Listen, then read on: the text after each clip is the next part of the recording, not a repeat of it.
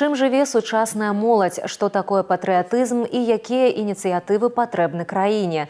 Магчымасць рэалізаваць свае здольнасці на карысць радзіме адкрывае новы маладзёжны рух «Іскра». Ён павінны аб'яднаць пад патранатам Белай Русі самых актыўных і неабыякавых прадстаўнікоў падрастаючага пакалення. І кадэцкае вучылішча – адна з тых устаноў, куды юныя патрыёты прыходзяць за ведамі і навыкамі. Здесь учатся мотивированные ребята, которые не просто носят военную форму, это ребята школьного возраста, которые желают связать свою судьбу в дальнейшем со службой Родине. Принято, что дети – наше будущее, от того, как мы воспитаем наших детей, будет зависеть развитие нашей страны, будущее нашей страны. Самое главное, ребят, поддержать, самое главное, нацелить, где-то поставить определенные ориентиры. Это патриотизм, это любовь к родине, это чувство долга перед нашим